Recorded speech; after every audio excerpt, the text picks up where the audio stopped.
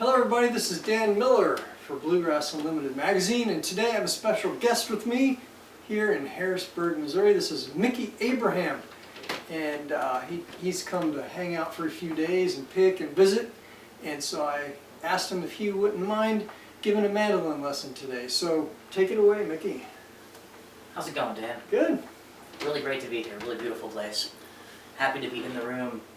The full collection of Flat Picking Guitar magazine right behind us. It's an amazing place to be. So we just came from Chattanooga at the International Bluegrass Music Association conferences, and I was showing this mandolin lick to my friend Christopher Henry, and he really thought it was a neat idea, and I showed him this one shape right here. And I said to Chris, I want to do a video on this shape and teach it on your YouTube channel, and Chris said, oh, Dawgatonics. And I thought that was the perfect name for the shape, so we kind of together coined this word called Dawgatonic. And I'm going to share it with Dan here and show you how it works and how useful this mandolin shape can be.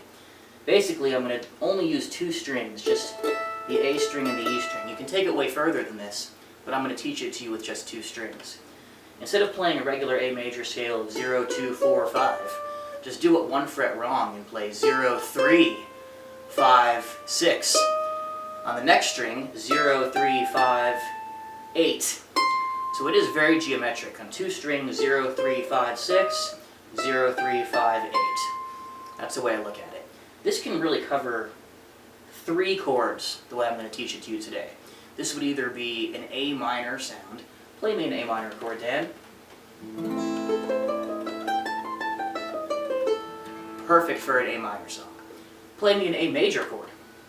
Now it's to be the blues sound. But it'll also be relative to C major. Play me a C major chord. The only difference now is if I really want to make this sound right, I might even start it on the 3rd fret. So instead of starting it on the open A string, I'll start it on the 3rd fret like this. If this is going fast for some of you guys, that's okay. Just know that the same shape will work over A minor, A major, and C major. So we have three usages for this one shape. So let's say, so that whole point, if I took this to the two middle strings, I'll get three more possibilities. I can now do it over D minor chord to get the D minor, D major chord to get the D blues, or relative to that would be F major.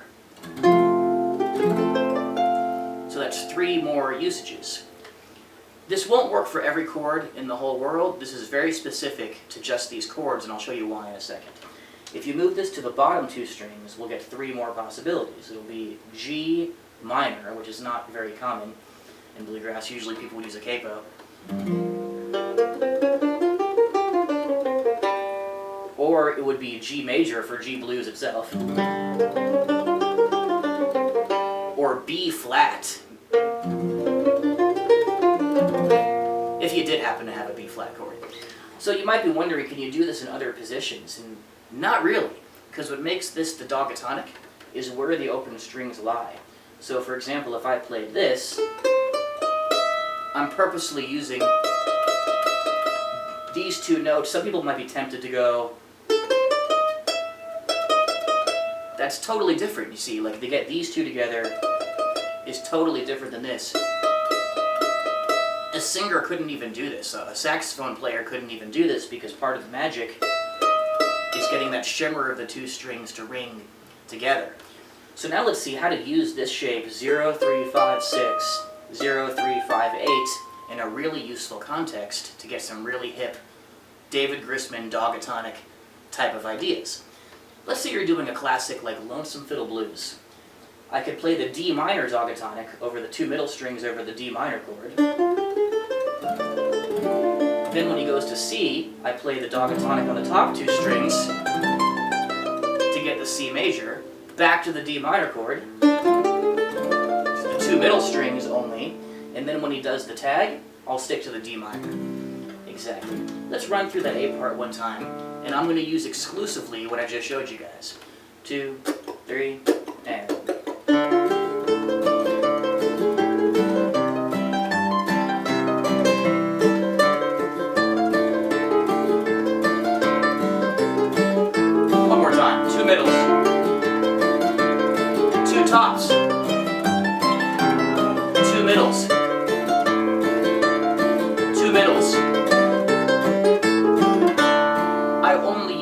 shape, and you see it gets a really groovy sound, and it works really well. Let's say you're doing a song like Billy in the Low Ground. This would be super useful. Well, I recognize I'm not playing the melody here, I'm just demonstrating how hip it can be to make a dog-style jam-out solo with this one shape.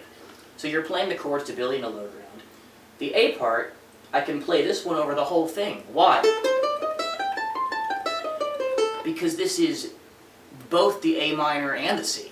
So on the A section, 2, 3, and A minor,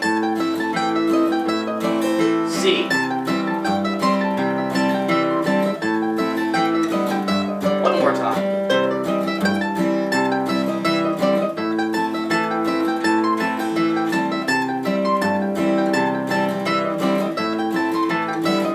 On the B part, now I go to the two middles. That's F major, back to the top, stay there for the tag. C major, top, 2 strings, 2 middles, 2 tops, stay there. See how nicely that works out? I'm literally using only the Dawgatonics. Let's say I'm doing a song like, let's say you're doing Soldier's Joy. I'll play the melody over the A part, and I'll use this little Dawgatonic 2 middle strings to get like a D blues sound over his D major chord. Like something like this. 2, 3, and.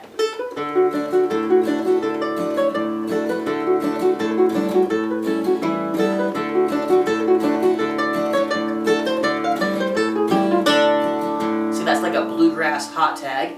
So on the, I played the melody for the first phrase, the melody for the second phrase, melody for the third phrase,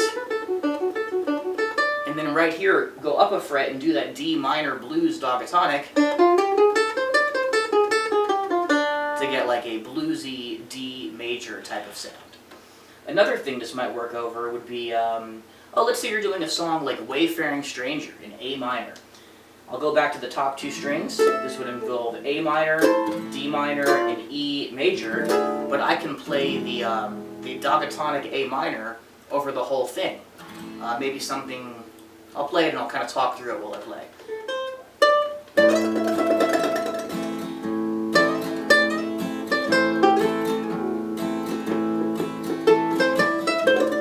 Just the melody.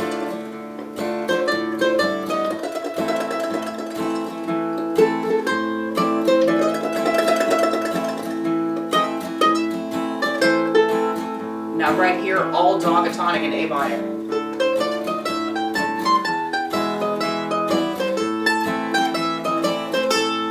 You see how that works? So when he goes from the D minor to the E to the A minor, I'm just doing the A minor Dawgatonic over the whole song there. Another great usage would be like East Tennessee blues. You got tons of C chords, tons of F chords, something like this. 1, 2, 3.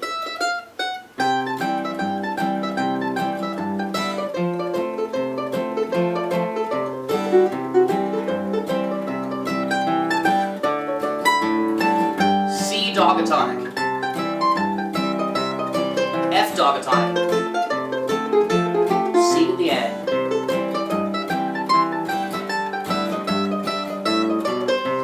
C, F 2 middles, C the top 2. How about D blues, G,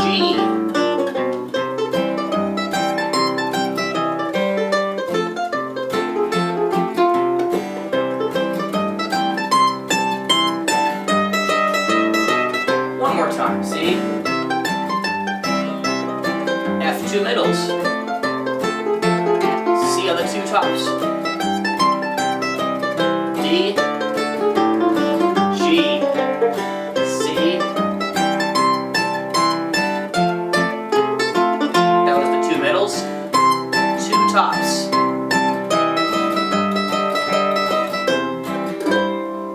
see, so for the D, for the C chord I use the top 2, for the F I use the middle 2, for the C major back to the top 2, then Then when it goes to the D chord quickly there, I go back to the middle two, but now it's not F major, it's the D blues. And then the bottom two are the G blues. So I'm playing over the whole song with the one shape. See how that works? I've gotten more mileage out of this shape than any other mandolin shape that I've ever That's all you learned. need to know, right? That's it. That's all you need to get the Dawgatonics. And really, this won't work for like A major pentatonic because you don't get the same open strings. You get like a slightly different shape. And some people might say, wouldn't you add this note or do this? Yes, but then you wouldn't get these exact usages. For example, if I did something like this over the A string, which some of you guys are like, why aren't you doing that? That would be great over, say, like A major, but that would no longer work over the Wayfaring Stranger example.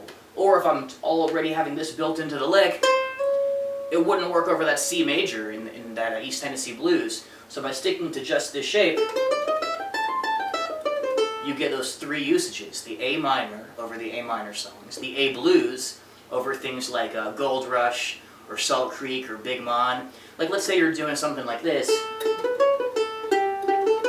and then you're looking for like an A hot tag, go to the top two and play the A Dawgatonic.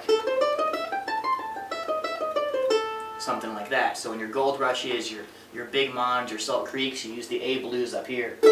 Which this would work in there, but then you wouldn't be able to use it in the Wayfaring Stranger example. So I would call this Dawgatonics Part 1. The next time I pass through Missouri, we'll do Dawgatonics Part 2. Namaste, everybody. All right. Thank you, Mickey. Thanks, Dan. We'll see you next time, folks.